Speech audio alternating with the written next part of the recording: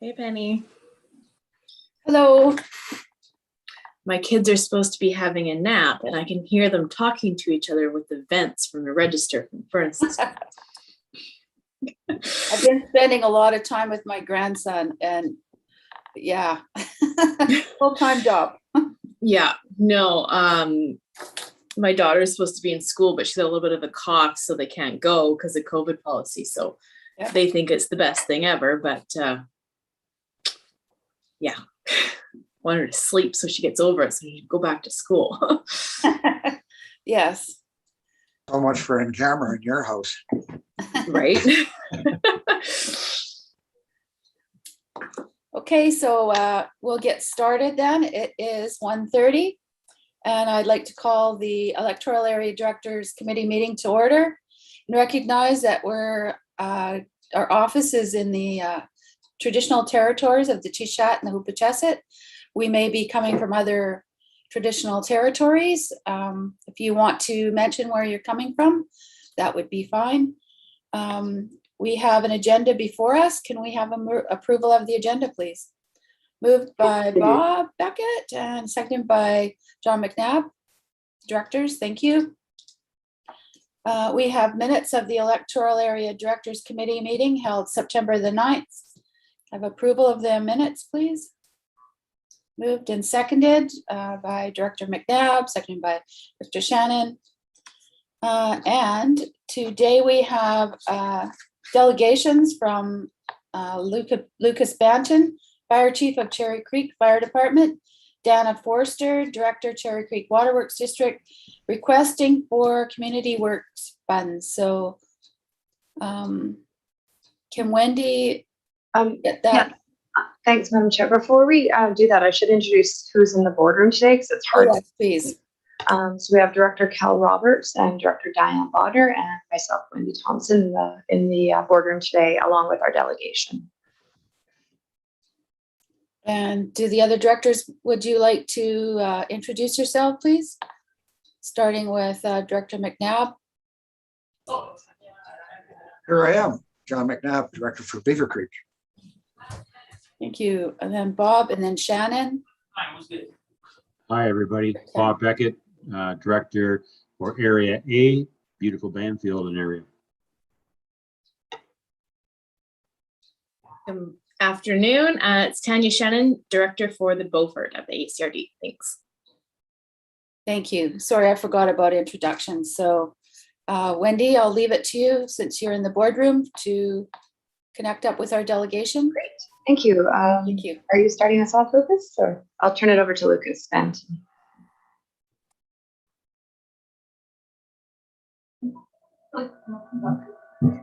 So good morning, area directors.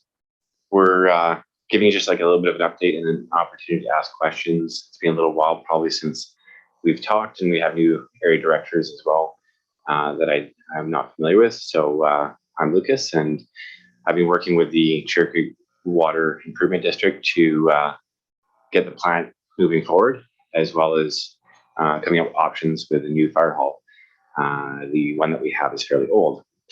So how about I start off with the treatment plant, bringing up to speed. It's been worked on for over a decade, which is a long period of time. The short answer why it's taken so long is because we ended up having somebody who knew projects very well hook us up with a firm called Golder. Golder is a very large engineering firm. So our little plant is not a priority and hasn't been a priority that ever since the person who hooked us up had retired and left. So we kind of became a little bit stranded. They did some great work, but they were ahead of their time on plants. They'd work around the world on treatment plants, but Island Health did not approve them because they were not familiar with them, even though they were used throughout the world. So they kept on having to upgrade their plans. Unfortunately, the ones that they first presented to Island Health are now accepted. So it was just bad timing, wrong engineering firm. And you can see the difference between the situation in Banfield, where it came up and it was launched very quickly after the the board approved it and moved the project forward. So the treatment plant is one option. There is still another option, which is to go on city water. City water comes with a lot of challenges because we're pretty high elevation and you have to add quite a few pumps and then replace a lot of line right at the edge of the property, the area. And so there's rechlorination and pumps as well as excess capacity. So it's not a cheap option. The Beaver Creek project was probably the least expensive compared to the two if you were just attaching. So it's a little different for Cherry Creek. It is an option though, and we're keeping that door open. We have to take a look at the overall cost of the treatment plant and make sure that there's value versus attaching to the city. As you know, all the expenses have gone way up. So it may not be the best plan forward. We should have some estimates coming up pretty soon. And with those estimates, we should be able to determine which is the right path forward. There's still a lot of, obviously, interest in the treatment plant and making sure that there's an additional water source in the valley. There's unknown amount of development in Port Alberni, and so with Sand Group, saying that they're going to add a great deal of capacity onto the city, that water source may actually become a little bit of an issue going forward. So there's a lot of considerations. That the plant right now is sitting at about $5 million. Just working with Mosaic for land, then I'll go through the regional district and get the subdivision prepared. I've been working and talking to Mike about that. So we're moving the project along. I'm hoping to have some sort of high level information for the area director and the residents. So given the complexity of that project and talking to Terry about timeframes of gas tax money, I would say that that's probably the least important project to put the money into. But I did want the area directors to know sort of the scale of the project so that you can understand that obviously it's going to be a burden to the taxpayers of Cherry Creek. And I think that's an important part of the equation when we look at each area and what's going on in their particular services. And within an improvement district, it kind of keeps a few services off the radar of the regional district a little bit, even though we're all part of the regional district. So I just thought you guys would want to understand a little bit where we are there. I'll take any questions on the treatment plant if you want before I move on to the fire hall. Okay, safe to say that that's good enough. So the fire hall was built in 1962, cinder block. It's gone through multiple renovations. It is stretched to capacity right now with storage and fire trucks and all of our gear. So the left-hand side of the building is framed on the inside, and it actually is pretty safe. The truck bays aren't so much because the way that they added on to the structure, it wasn't ideal. And if you have somewhat of a tremor, nobody believes that it will survive on that side. That means that you lose 4 apparatus and a whole lot of gear. And that's probably worth $3 or $4 million. And that's on old prices, not considering the new reality that each fire truck you buy now is going to be a heck of a lot more money. So knowing that we live on the Pacific Rim and that we could see earthquakes in our area, been working on a strategy on how to build a fire hall and sort of protect the investment that we have. So we've acquired land behind the fire hall directly, and I have amalgamated the properties together. So it's one large property, and we can use the full footprint for an expansion without having to worry about setbacks in between the two properties. Unfortunately, building costs have gone up substantially. So I've broken into 2 phases. So phase 1 gives you the truck bays, your decontamination, storage, everything that would be sort of the industrial side of it, with The second phase being your offices, training room, anything like that can be built on later. But that would be two different types of construction style. One would be prefabricated metal for the truck base. It seems to be the best value for the dollar. And then the rest of it would be stick construction and framing to do the rest of it. So we have an opportunity now with the gas tax money and the criteria being a little bit narrowly focused before, being expanded to fire halls. Gave me a little bit of promise. Talked to Terry about it, and so I put in an application here, just requesting some funds so that we can complete phase one of the fire hall rebuild, and see if I've got some money set aside in capital for building, and if I combine it with a decent amount of gas tax money, we can get the phase one completed and our gear safely put away. And so how does this relate to other areas? We have an integrated Valley Fire Department, probably more integrated than it has been ever in the past. So we rely on each of our members, fire departments, to provide apparatus, so that way we don't have to be, each fire department doesn't have to be as large as what it would be if they stood alone. So it's a good synergy. So for us to do our part, we need to make sure that our equipment is available in an emergency situation.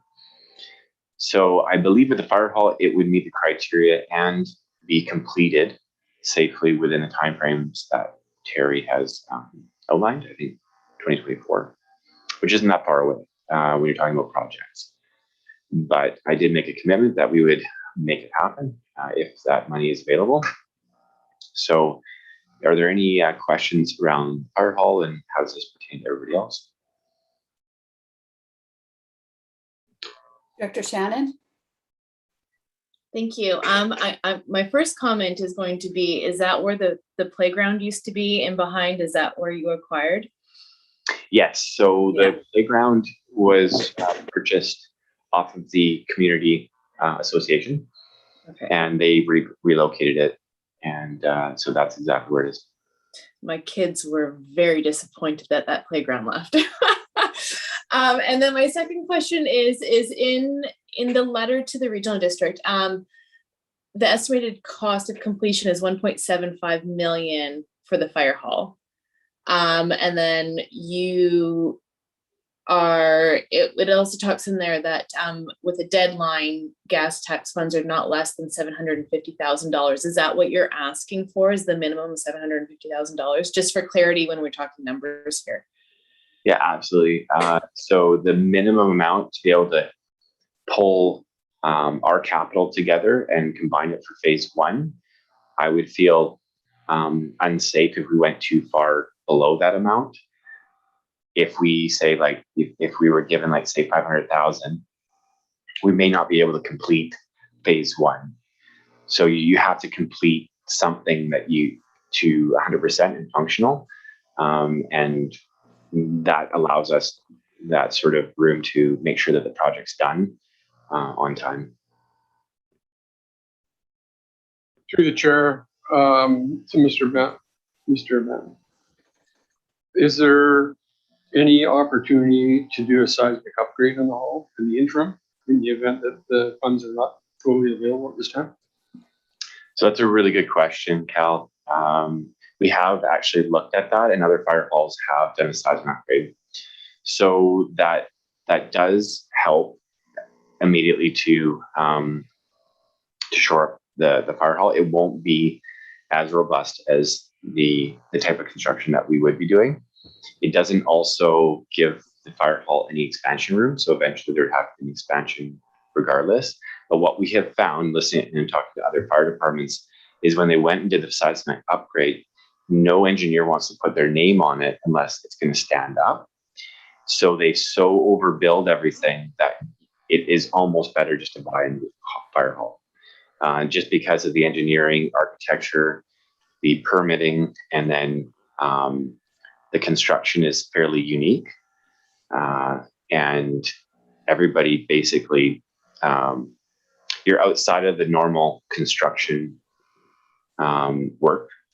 So anything unusual like that seems to run a premium, where your metal fabricated buildings are done in the commercial industry. They just throw them up within months, and you're only competing against other commercial operations. And so the cost is actually probably the value is better to build. Now, it's not to say that we'll level the building. There are some things that we can do to help shore up the outside walls with some cladding and some beautification project without having to get too technical. But we will never be storing stuff in that side of the hall that would be so valuable that we couldn't end up losing it in an earthquake. Through the chair again, is there any feasibility of looking at utilizing the existing building for other purposes other than a fire hall? Or is it a tear down? Yeah, no, we would try not to tear it down. I think there's a lot of function. The truck bays themselves, that's where the biggest risk for collapse is. There's ways of creating strength within the structure so that the roof stays up. The walls might actually, like the cinder block might come out, but there's ways of shoring it up so that it even if they collapse a little bit, it'll still stand. Now, one of the ideas that we have is with 2 truck bays and basically a 2-story infrastructure, we could probably build some training inside of it. So a maze that pumps in smoke. You can do a lot of different firefighting training through that process. And currently right now in the valley, we don't have that. So it is actually something that the chief's been talking about, is how do we have more training facilities here in the valley. And this might be a component of it. I know that Beaver Creek is also thinking about taking some sea cans and making a bit of a maze so that we can do some very, specific interior training. So there is value still. Once this is all completed, we wouldn't be demolishing the building. Thank you. Are there any, Director Bodner? Yeah, thank you. Yes, I was wondering if you did get the 750, and was that the based on today's prices, and what happens if prices go up more? How would that interfere with the building? Well, I mean, it is a reality that we're facing with shortage in the supply chains, that prices are fluctuating. We don't have that same amount of control. That's why I was hoping that 750 would actually cover a few different scenarios. And with me being able to pull capital in different parts of my budget, we would just have to pull more and readjust things. But we should have that ability to make it work no matter what. Thank you. Thank you. I have a couple of questions. Has the Cherry Creek Fire Department started saving money for a new hall, or? Yeah, so about 3 years ago, actually more than that, 4 years ago, we started fighting wildfire for the province. And that is fairly lucrative to any fire department involved with it. So we generated a lot of net revenue off that, and we put about 300,000 aside so far, just to sort of kickstart the building project. The problem is that at the rate that we can save, the cost of building is going up faster than we could almost save. So we're in a predicament that waiting is actually the worst thing that we could do, and getting that building up and functional is actually like we're working against the clock.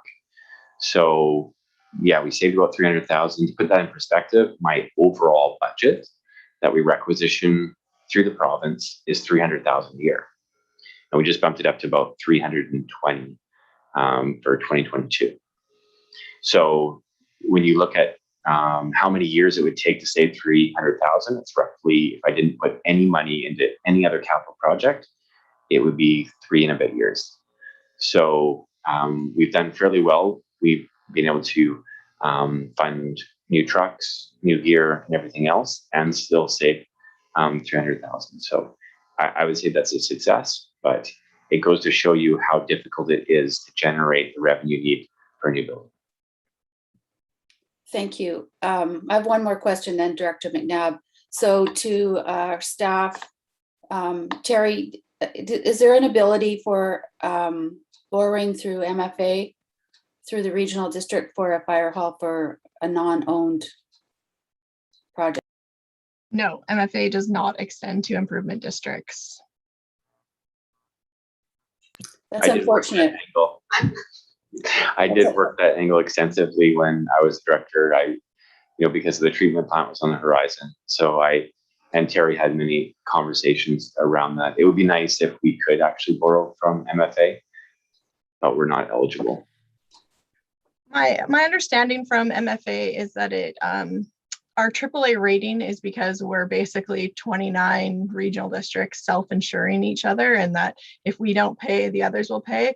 So as we extend out that fear of what we're joint and severally liable for, then it gets bigger and the risk becomes higher and our credit ratings drop, and therefore our rates go higher. So that's the rationale on their behalf as to why they don't extend it. Thank you. I think that has a big reason why Beaver Creek joined, the waterworks joined, fire department joined the regional district in the first place.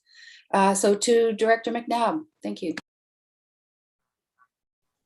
So the question I had, Lucas, is do you know the numbers or the percentage of Beaufort subscribers there are for the fire hall or fire department?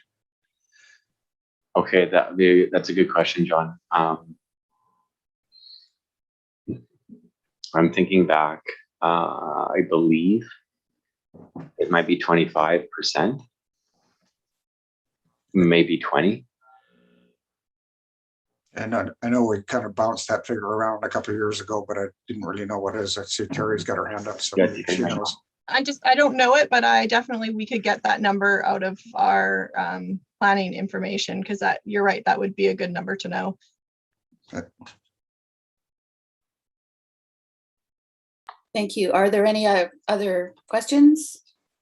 Terry, Ms. Palmer. I'm just wondering, so part of the federal gas tax agreement by 2024 is that as an organization, we need to prove that we're going down the asset management journey, and the regional district got some grant funding to kind of kickstart that. It's kind of a never-ending project, but definitely got us kickstarted. So just wondering if Cherry Creek Waterworks and Fire Department are doing asset management and have been building off of that BC framework that has been created for us, because that would be very important for us to be able to show, not necessarily now, but by the time of the completion of the project, that you have those pieces in place. Absolutely, yeah, there's definitely a requirement for the funding, as you mentioned before. I was searching through our documentation throughout the improvement districts, and I couldn't find anything specifically that met that criteria. I do believe McGill and Associates did provide specific asset management around the pipeline and the water treatment, maybe. But I don't know if it's in the format the province accepts. So there might be a little bit of work correlating that and providing it in the format that they want. But it has been done at maybe a lower level.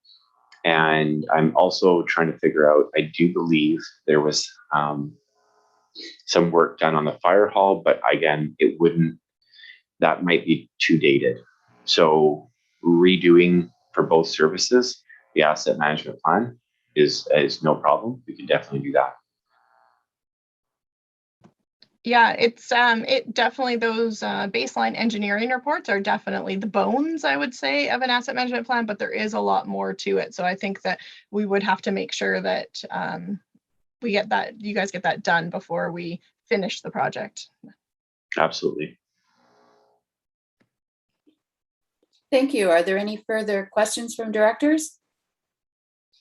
Director Shannon? Thank you. Looking back at the letter that you've submitted today, you're looking at setting aside 1.28, so you're hoping for $530,000, correct, for the water project, and then 750 for the fire hall through community works funds. Am I reading this correctly? Sorry if it was ambiguous. The 1.28, was it? Yeah. So that would be like home run, like you gave us that and we put it all into the fire hall, because the fire hall project, I believe right now is the only one that we should focus on to safely meet those timelines. I don't Okay. have enough control over the water improvement project because there's so many stakeholders and we have to go to a referendum, and there's a lot of things there that I just don't have control over. So I couldn't honestly say to Terry, yes, we can get this done by the deadline. And I don't want to put the regional district in a situation where they look bad because they haven't spent the money that they were intending on spending. So that's a pretty important part of the puzzle. The fire hall, anything between 750,000 and the upper limit would be fantastic. And we would be able to do phase one, and maybe if it's at the higher end, we could probably complete the whole project. So Okay, thank you for that. And then I guess my other question was like back to the water, because I believe I remember we had a presentation, I believe, at the community hall. Honey, I'm in a meeting right now. Can you guys wait a minute? Can you hold on 2 seconds? Sorry. We had a presentation at Cherry Creek Hall. This is probably close to when this board came on regarding this project. Do you have a timeline from VHA when users need to be at their standard level? Like if you're looking at the city or getting this project done? Well, in their minds, yesterday is the best answer. Okay. It's been going a long time. They were part of the problem, so they have given us some, I would say, a little bit of slack on it. They know that it's being worked on. It's a calamity of errors to get to this point, and so they just want to make sure that the next probably 6 months to 12 months we have everything lined up so that they can understand and make their decisions on water licensing. Okay. But we also had like a main person at Island Health retire that knew the project inside and out. So then the next person has to learn the whole project from the beginning to the end. So just a lot of issues. Okay. All right. Thank you for that, Lucas. Director McNabb? Put my hand down here so it doesn't look like I can generally have it up, but just Director Beckett, the funding for the water treatment plant for Bamfield didn't come through gas tax. It was funded some other way. Can you explain that? Oh, I'm going to ask Terry to speak to that. That was before my time, but that was paid through the community and residents. Terry, do you mind taking that for me? So that one did have a grant, and it was one of those, I think it was like the ICIP type grant. It was a federal provincial grant, but then the residents also needed to contribute a substantial amount of money because the cost escalations in the meantime were quite significant. And because a portion of the grant was federal, we weren't allowed to stack the community works funds to make up the difference. So there was quite a hit to the residents. I think they're all paying about $250 a year for 25 years on borrowing towards the plant on top of the grant funding we received. Thank you. Is there anything further? We had Dana Forrester's name down as part of your delegation. Is she not speaking today? I'm available if there's any questions, but Lucas does seem to take care of it. Okay, thank you. Okay, hearing no further questions. Any last comments? Hearing none. So thank you to our delegation. Good to see you again, Lucas. Great Mr. to see you at the guys. board. And thank you to you and Ms. Forster. And we'll move on with our agenda. Director Beckett? Do we need to move a motion to receive this correspondence? And if so, I do. You So move? moved. Yes. Thank you. Seconder? Seconded. Director Kell. Thank Robert. you. Roberts, yes. All in favor? Carried. Thank you. Okay, next is correspondence for action. Request for community works funds, Beaver Creek Community Club correspondence, October 29th. Requesting funds for renovation at the Beaver Creek Community Hall. I can speak to this, but I believe Director Shannon has probably more information than I do. But this application was received from the Beaver Creek Community Club to do a renovation to basically build a washroom facility to support their outside recreational activities that can be accessed from the outside. They did receive a very detailed quote. I did not put that on the agenda just because I felt like it was too detailed. So if we would like to see that, we can have an in-camera option to look at that. But it's basically $48,000 plus taxes. And they also didn't have their final quote for the security cameras that they would also like to install. They were just having troubles getting someone to quote. But I said to please provide the letter now so that we had something to talk about and that we didn't need it to be finalized at this point. We just need to gauge the director's interest and then we can gather more info if it's a project that the board would like or the committee would like to support. Thank you. Director Shannon, would you like to add any? Sure, I'll jump on this one. Thank you. As Terry mentioned, this has kind of come about because with COVID, the hall has been seeing a lot of use with the newly upgraded basketball court that got the rubberized surface. The newer playground that is probably 2 or 3, maybe even more years old now.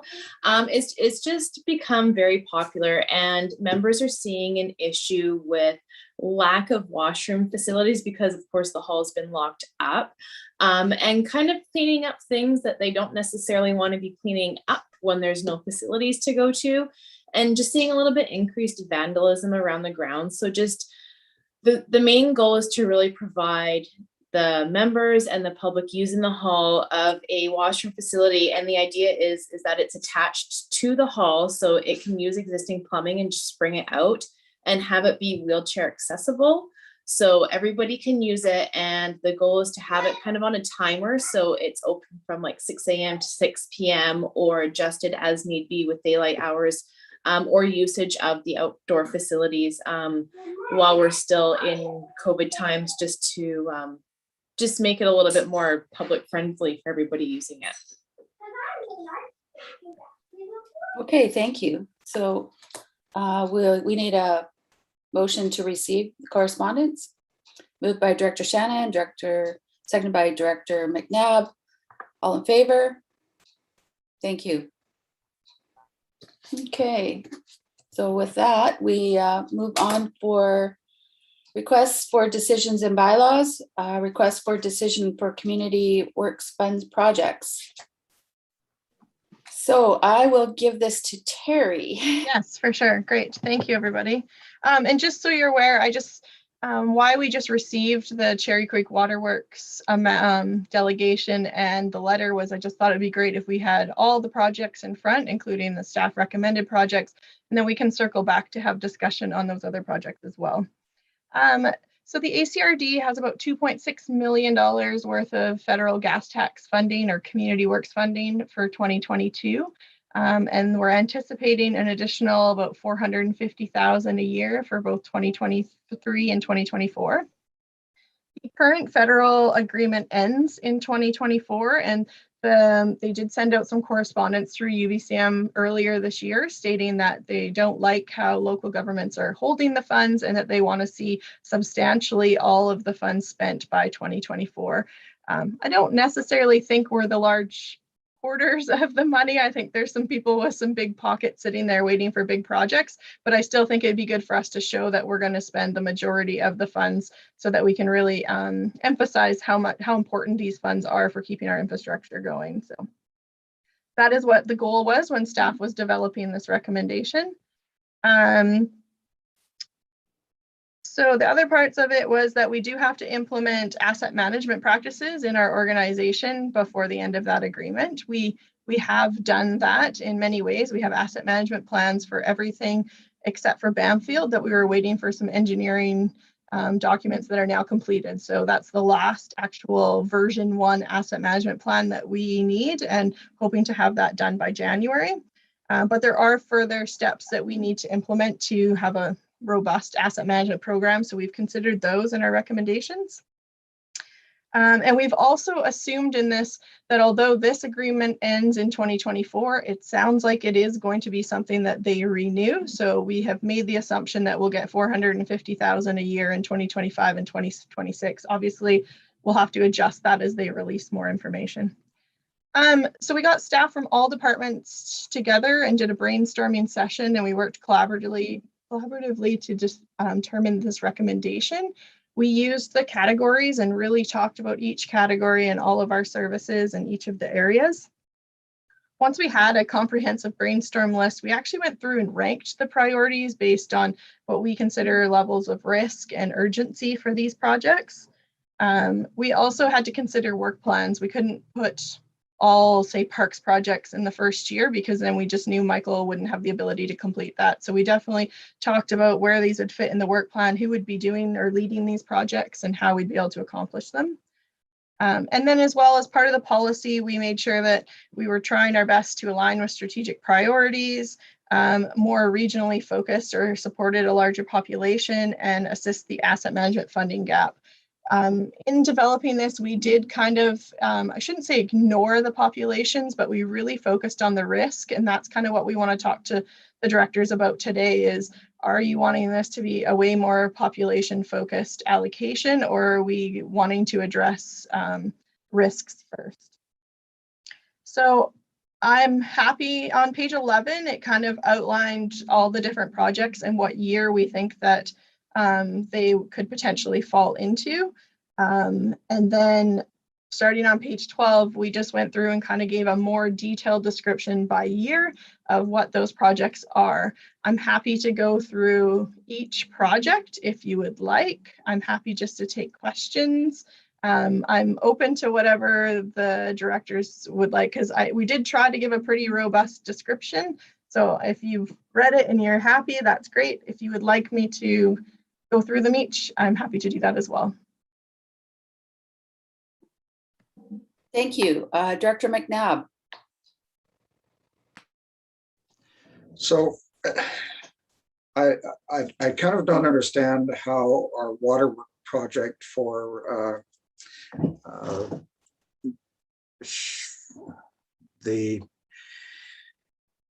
lost the street name. Your Karen Place one? Karen Place, yeah. So how that actually got put off, that's in Beaver Creek Waterworks Committee, that project actually is high priority. So I don't know why we're sliding it down the line in favor of other things. I'll let Jenny answer that if that's okay, Ms. Chair. Through the chair, if I may. Yes, we have completed design of Karen Place, and we actually believe, we're just checking the budget right now, that we're going to proceed with that next year. But we actually have enough money in the reserve fund to fund that from the capital reserve. So it's expected to get completed in 2022. Okay, alrighty, thanks. So can I just give a philosophical view of what I'm thinking. While I understand the risk and priority individual areas have, the continual needs for this grant money in our individual electoral areas is high, and to be, say for instance, going even $700,000 into Beaver Creek for this fire hall one. I see that as quite problematic unless it's coming from unless Beaufort's planning on putting in some of the reserve money that might sit in theirs because of the fire department relationship. We service in Beaver Creek a fair amount of Beaufort area as well, but some of these needs that we're having, like for instance the Bamfield issue with the pipeline, I just don't think we can get there with this. I think we need another approach and another funding source, because if we were trying to get that project done, rolling out of future income into this account, it would leave the other areas with absolutely nothing to be able to, I know like in our waterworks section, that stuff comes up in a heartbeat. You'll think you've got everything covered, and we know that about 40% of our pipeline is AC piping, asbestos concrete piping, which basically seems to come to an end of life like without any warning. And then you get into a situation like we had on a couple of weeks ago, where we ended up having to transfer a service over to the city because there's just no way we could afford to fix the piping that's in the ground, which is AC piping. So I'm looking at this from Beaver Creek sort of perspective, that I think our needs in both the fire department and in parks and in the water system are going to exceed the amount of money that we've got coming in, and that we are going to have to look at taxation in order to fulfill what we've got coming up. And I don't see that there's any opportunity to escape that. So I'm sympathetic towards Cherry Creek's situation here, but I just don't know how we can allocate it from other areas and feel comfortable about doing that. And I really don't know what the heck we're going to do with the Bamfield situation. There's an outer space funding unit or something that's going to come up and land or something. It's a phenomenal issue that needs a phenomenal solution. So that's what I'm thinking. Thank you. Are there any other directors that would like to?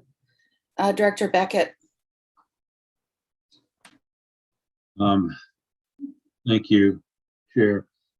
To Terry, and I may have to give you a shout later in the week for a one-off on this, but if we can go to page 17, Terry, and if you can just guide me through and help the other directors, they're in the same boat that I am, but explaining the allocation of funding by population, because when I take a look at the far right-hand column and see a negative $1.85 million,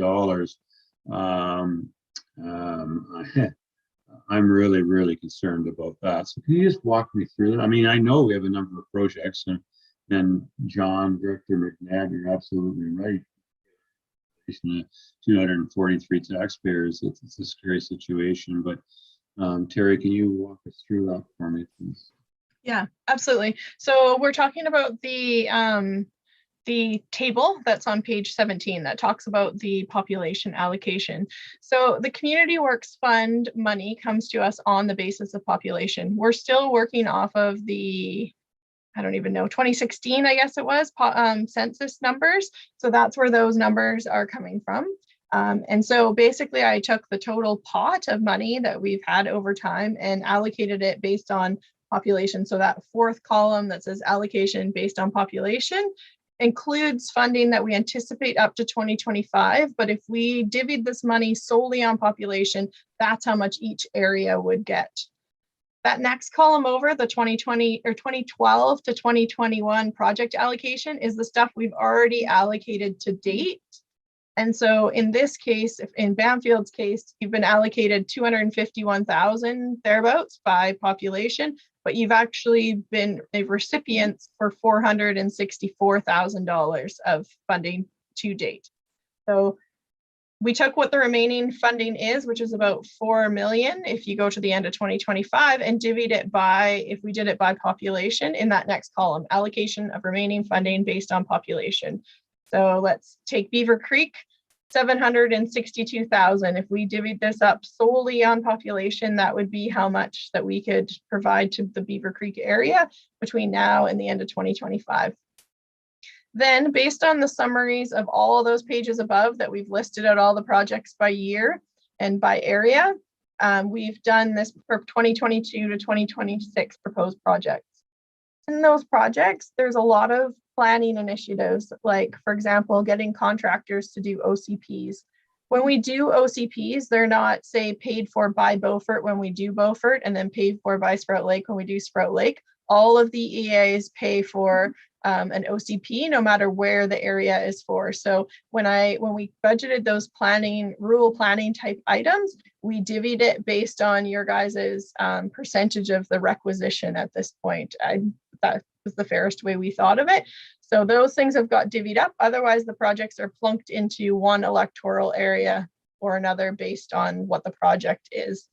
So those are the allocation of the above projects. So if you guys approve to do all those projects that staff have recommended from 2022 to 2026, well, I don't think we have any projects in 2026, we'll say 2025, then Bamfield would be $1.8 million over what their population allocation is.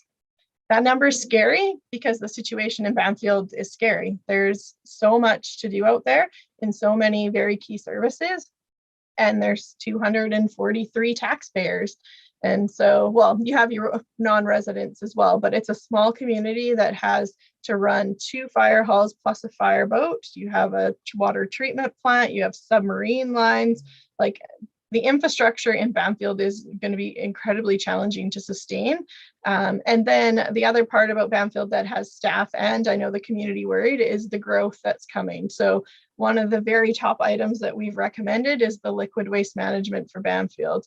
If we don't get ahead of that liquid waste management project, the fear is that people are going to start putting in very comprehensive systems to deal with their developments. And then, of course, the opportunity is almost lost for us to kind of get that service going. So that really was kind of our rationale. So does that help explain what that chart is signifying there for you, Director Beckett?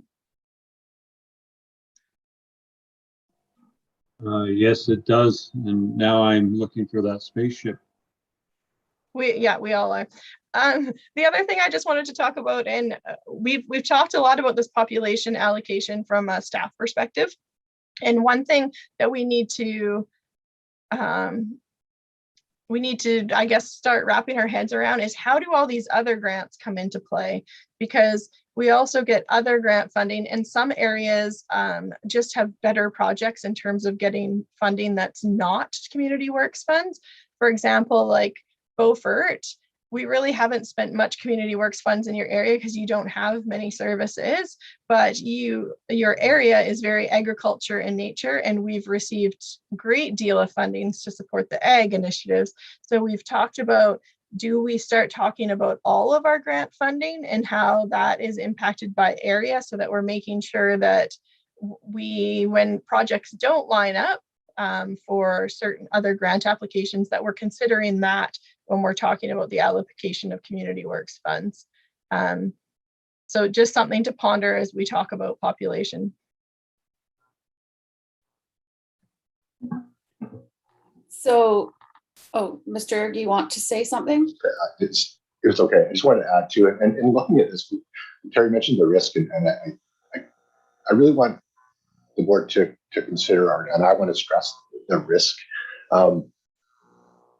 that's involved. And Bamfield has some very complex infrastructure, and certainly we see, the risk, and the risk to Bamfield is the risk to the regional district, right? Because it's still a regional district service. And just wanted to highlight one of the other components as we look at the planning and considerations from Bamfield and how that area is different from the rest of the electoral areas, is that Bamfield, while it's a very small community, is in a lot of ways its own small service center. And there we go. And as its own small service center and functions, it doesn't have access to other communities, whereas Long Beach is close to Tofino and Maquila, the Alberni Valley. A lot of its services come from the city of Port Alberni. A lot of its service area is with the city of Port Alberni, and whereas Bamfield has to function more independently. So that's just another point I think for the board to consider as we look at how we move forward on this.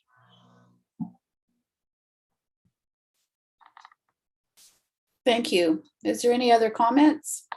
It's hard to see anybody who's in the boardroom, so just speak up if you. I have a comment. Roberts. I just want to say to staff and Terry, thank you very much for all the hard work you've put into this. It's I know it's an extremely complex project, all these projects actually, for the electoral areas, and I just want you to know from my perspective, it's awesome. Thank you very much. Thank you. So from Sprout Lake's perspective, I don't think that we get that many grants that we qualify other than for a couple parks and grants that we've had quite a long time ago. We do have infrastructure needs that for the future that I want to make sure that we have some of this grant money available for. The Bell Road Water Project. If one day this goes, it looks like Tishat are starting to move forward on some kind of development, and that might tie into Sprout Lake. So looking at, I don't know when we got this at our last meeting, I guess, allocations for Sprout Lake area. We have fire department needs, and 350,000 I don't think is going to be enough to help out in that area. I think that it's been fair that the way that the government has issued out funding is the way that we should respectfully distribute that funding. That's my own opinion. It's up to the board. But moving forward, the needs of our community are great, no matter where you go, where you look. Cherry Creek, unfortunately, is not a part of the regional district, their waterworks and their fire department. So they are ineligible for MFA funding opportunity. I don't know where they could borrow the money elsewhere at that kind of a rate. I'm sure they would qualify somewhere, but there is needs all over the place. And I think that our priority in the past has been water. And I think it should continue.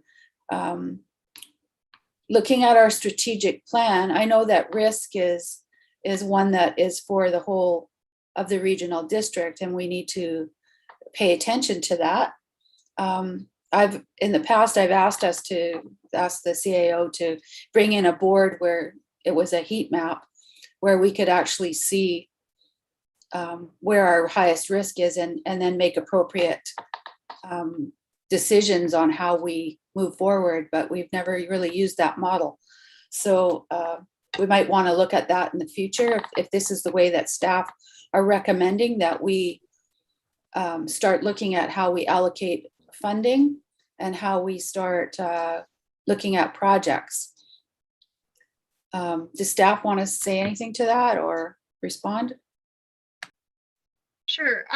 So Bell Road, Stewart Road, water is the money that has been allocated to it before. We haven't talked about any of the money that was allocated in 2021 and about reallocating that at this point. I just wanted to talk about this extra or this future money. The problem with the Bell Road, Stewart Road water is that the federal government does want us to spend this by 2024. And so I think that although it may be able to be a priority moving forward, I just can't see that we are going to be ready to construct and be done because of the shot or however we're going to get the water over there component that needs to go first. I just can't see us being able to meet that deadline. We can reach out to Sashot and see if they've had any advancements, but I know we have that working group meeting and I don't think it's something that's coming very quickly for them. They have plans, but I think it's going to take them a while to get their funding and stuff in place. Yeah, our policy and the way it reads now is great because I do think that risk really should be a factor of some form and that we should be looking at things that don't necessarily follow that population criteria. I would say if you want this to be a heat map, then basically everything we've identified in 2022 would be red. Those really are ones that we're most worried about and that we feel like are the biggest priorities for us at this time. And then we kind of went down in lesser degrees of risk moving forward. But yeah, I know a lot of regional districts go solely off the population basis.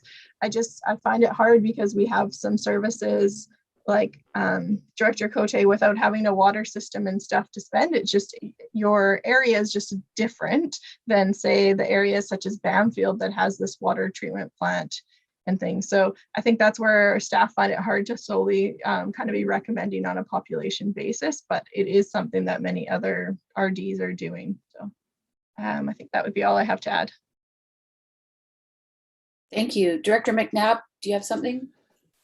Yeah, so I mean, I don't know how deeply we're going to dig into where we're going to allocate this money to, but something that may be a help in the picture is the Maplehurst Trail parking lot project as a Cherry Creek project. But the impact to Beaver Creek is substantial because of what's happening with the parking at the moment. We want relief from that parking. So, I mean, I would certainly be willing to participate in the money that's sort of allocated to us in that project to like about a $75,000 kind of range, which would free up some of the existing money for Cherry Creek to be able to move towards the fire hall project or the water project. So like I say, I don't know how deep we want to sort of rationalize this at the moment, but maybe staff can give us some direction there. That's kind of where your guys' comfort level is at, I would say. Like, if you're wanting us to go back and really look at this on a population basis only, we can definitely do that. If you want us to go back and really just be sure that our highest risk items that we have listed on here continue to be on and then fall into a population basis, we can do that. If you're happy with the plan, then you can recommend for it to be included in the 2022 financial plan. This is just why we start this discussion early, because I know these are tough decisions. It's tough enough for staff to be bringing the recommendation forward, and I understand how hard they are for directors to figure out where we want to allocate this funding. So we just start early with this in the budget, and we can bring it back as many times as we need to get a decision that works.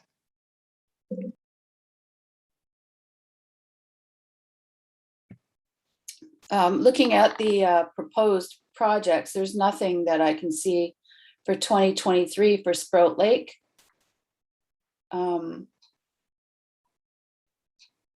Which is concerning.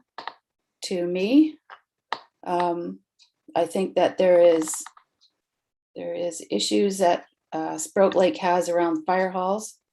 Having to have had 3 fire halls and now having to go down to 2, big concerns, especially when a lot of those, the areas here really should be serviced by a boat. So I'd like to be looking at that long-term, like short-term, long-term.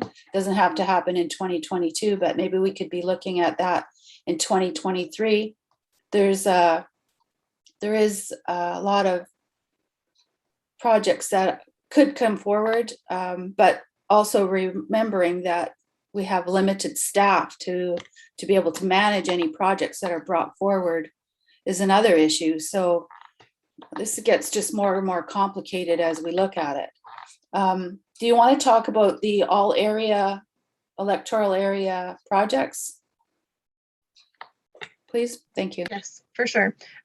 So the first one on page 12 is the GIS improvements related to asset management. So I'll let Mike jump in if I get lost, but basically our GIS system is kind of getting up and running from a planning point of view, but there's so much that we can do from an asset management standpoint to be mapping our assets in the GIS system. And our current person just doesn't have the capacity time-wise to be implementing this. It's kind of completely separate than the planning GIS program. So this would be to have either some sort of resource come in and focus solely on the asset management aspect of GIS. This would give the people the ability to say, our lands and resources coordinators out there on the trail and find something wrong with log train trail. He can pin it on the GIS. He can then send that in and make a note that something needs to be done. We could utilize, from a parks perspective, we could do that same thing with, say, our volunteer group. We could have the water guys be putting in condition assessments when if they have a water break, they can really take a look around, find out what else is wrong. They can be reporting that information through the GIS system. That will help us with developing those risk rankings that we were talking about earlier, but also help us in grant funding and developing hotspots.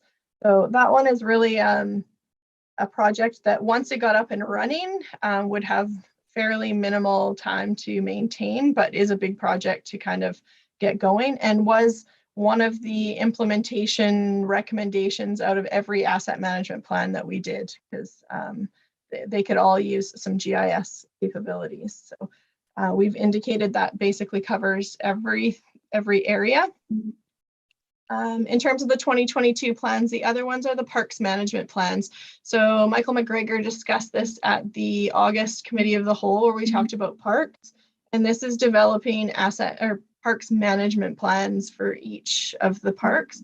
So basically he would pick 1 to 2 each year to do. So we already allocated some COVID restart funding to the Maplehurst Park one because of the parking issues that we're addressing. So that one's going to be done first. He says he would have time to do a second one in 2022 and feels like the log train trail is probably our next priority for sure for that type of project. So again, because it would cover eventually all of the parks and trails, and many of these first ones that are high needs are regional parks, we've just decided that the allocation would be across the electoral areas for all these plans.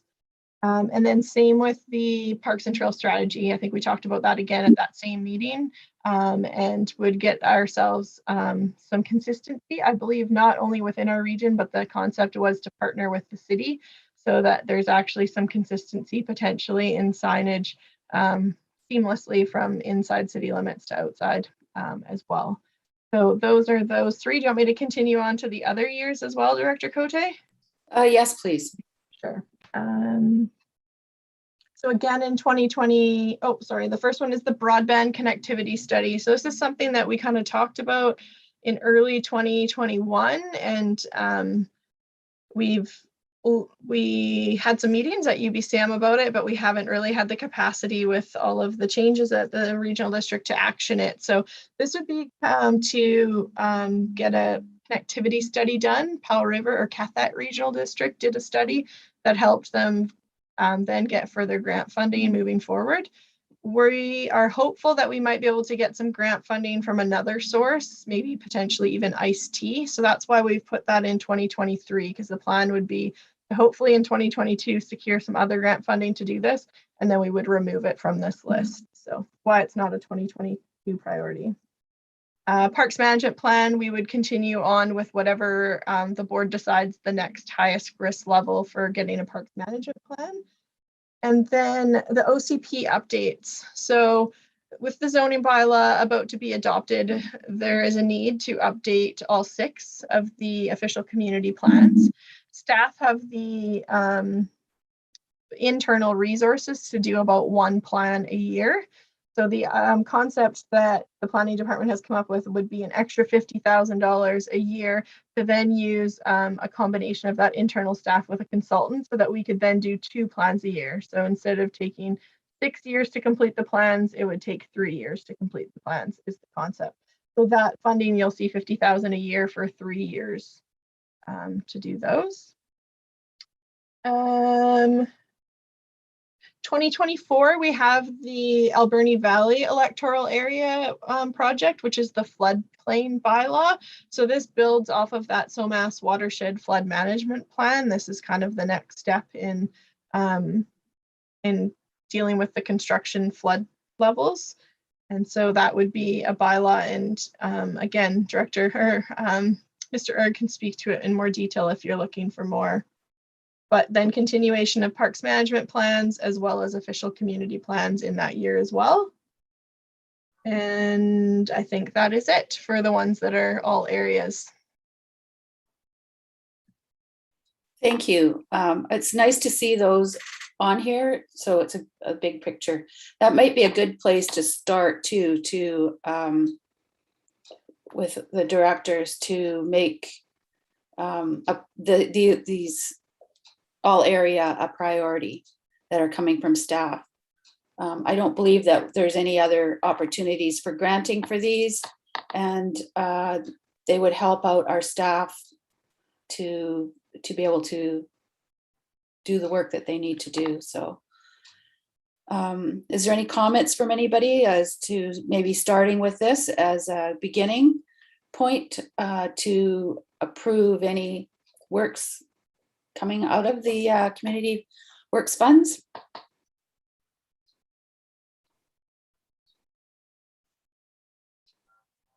Not hearing anybody. Oh, Director Shannon. Are you thinking for 2022 or up to 2025, Director Cote? As far as we can take it, as far as you feel comfortable taking it. I'd like to, from Sprout Lake's perspective, I think that we'd like to support the requests coming from staff, making approval of all of these. But if we're only even willing to do 2022, I'd like to hear from directors as to how comfortable they are moving forward on those.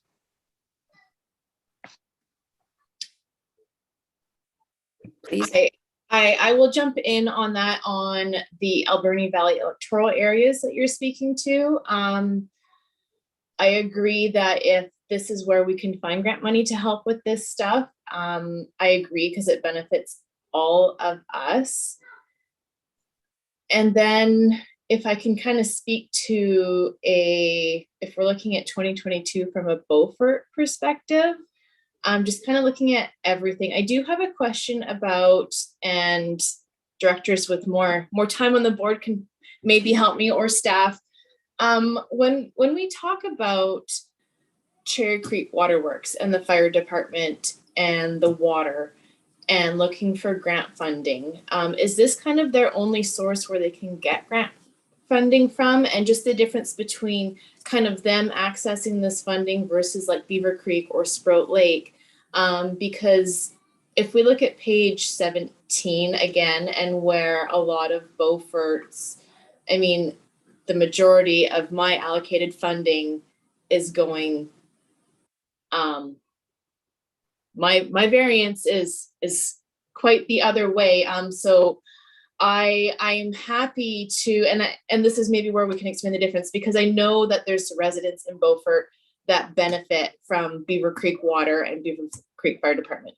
So if that's where some of my money can be allocated to for that percentage of the population, that makes sense to me. Same with Cherry Creek residents that are benefiting from the waterworks and the fire hall. I just understanding the difference there, I guess, with those.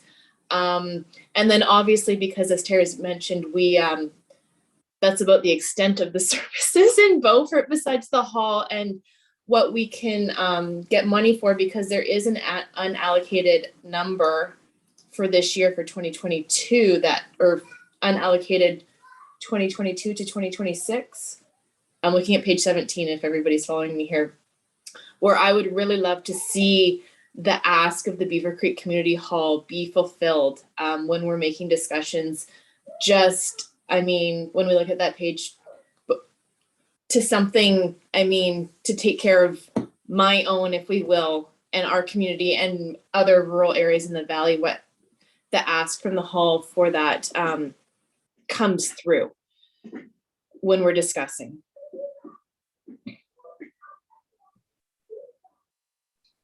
Thank you. Do staff want to respond at all? Yes.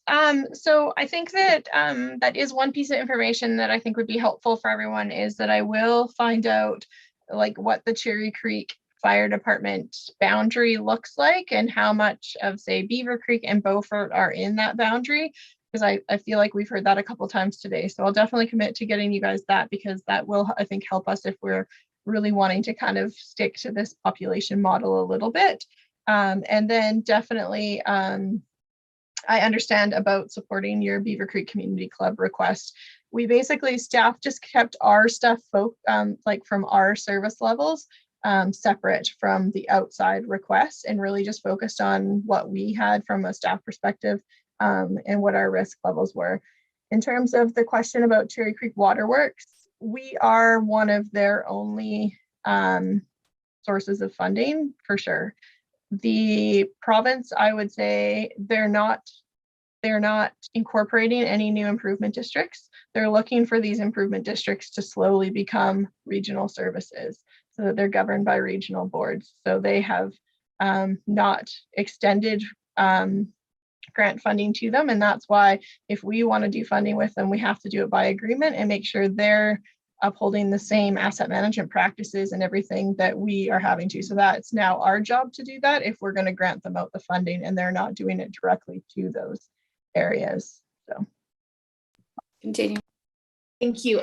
So then Terry, on that, when somebody like Cherry Creek Waterworks, like I know, say Beaver Creek Community Hall got their funds, I know they take care of it. If it's something like an improvement district, is that a lot more staff time for you, or does that go on to them to take care of all of that?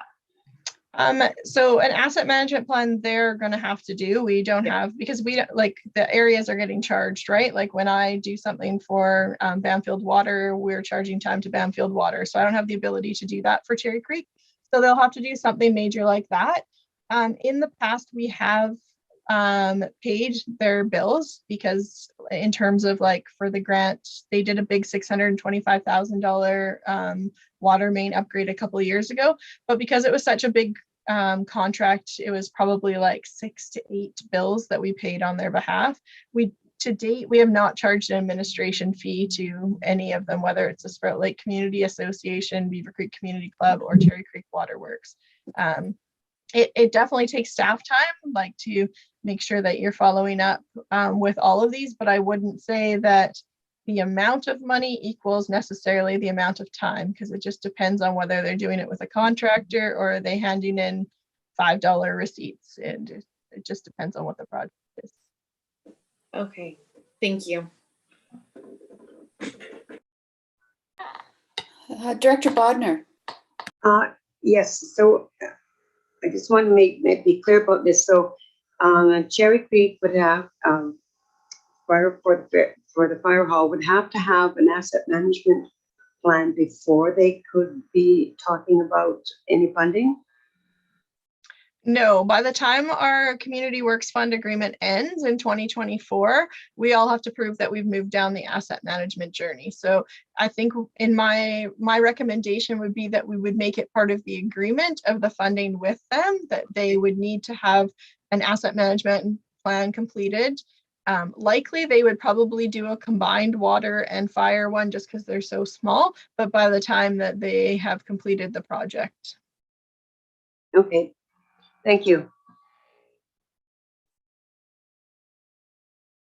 Is there any further Can questions? I make a suggestion based on the feedback today, if that helps? Yes, please.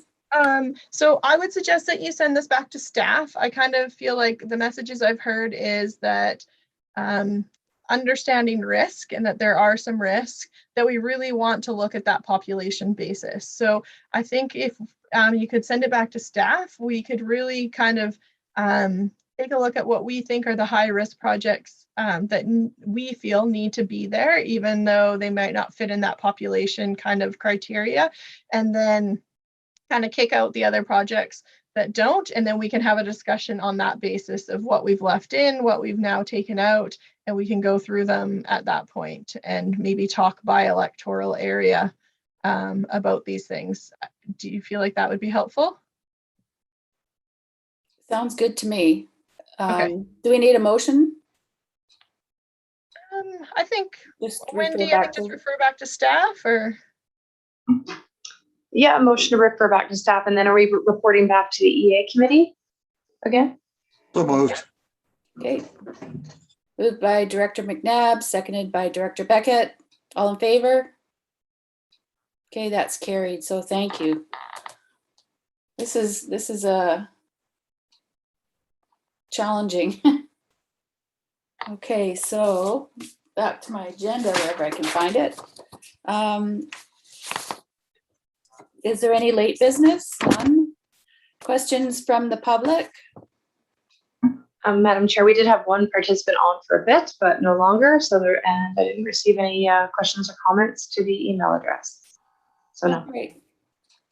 All right, thank you. So I guess all that's left is adjournment. So moved by Director Beckett, seconded by Director McNabb. All in favor? All right, thank you. Thank you to staff. This is challenging. It's a tricky puzzle. Oh, That's yes. for sure. Yes, it has been ever since the beginning.